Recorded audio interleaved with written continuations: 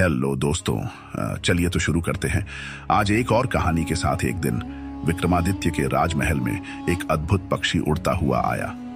वह पक्षी बहुत ही सुंदर था और उसकी चमचमाती पंखों की आभा से पूरा दरबार जगमगा उठा।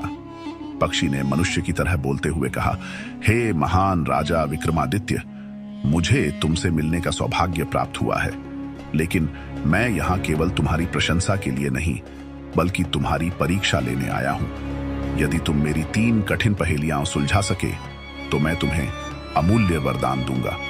यदि असफल हुए तो तुम्हें मुझे अपने राज्य का आधा हिस्सा देना होगा। राजा विक्रमादित्य ने पक्षी की चुनौती स्वीकार कर ली।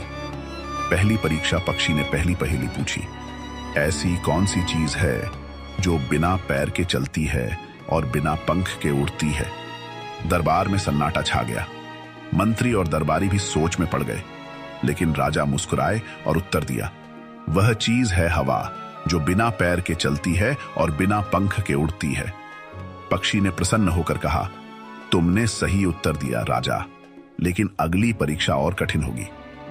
दूसरी परीक्षा पक्षी ने दूसरी पहेली पूछी, ऐसा कौन सा खजाना है जिसे खोने पर लोग दुखी होते हैं लेकिन जिसे बांटने पर लोग प्रसन्न होते हैं? इस बार भी दरबारियों के चेहरे पर असमंजस था। राजा ने कुछ क्षण सोचा और उत्तर दिया, ये खजाना जितना बांटा जाए लोगों में उतनी ही खुशी और एकता बढ़ती है। पक्षी ने राजा की बुद्धिमत्ता की सराहना की और कहा, तुमने फिर से सही उत्तर दिया। अब अंतिम परीक्षा तुम्हारे धैर्य और विवेक की होगी।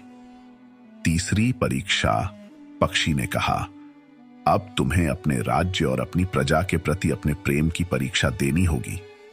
देखो, मैं अभी तुम्हारी सबसे प्रिय वस्तु लेकर उड़ जाऊंगा।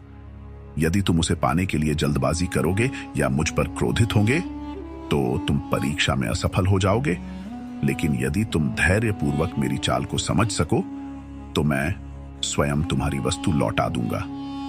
इतना कहकर पक्षी ने राजा का मुकुट उठाया और उड़ गया। दरबार में हलचल मच गई। सभी दरबारी चिंतित थे कि राजा का मुकुट वापस कैसे लाया जाएगा, लेकिन राजा शांत और स्थिर बने रहे। उन्होंने पक्षी के पीछे जाने का आदेश नहीं दिया।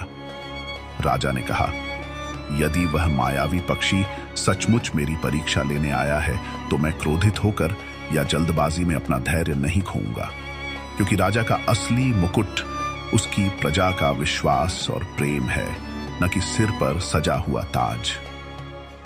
पक्षी कुछ देर बाद वापस आया और राजा के सामने मुकुट रख दिया।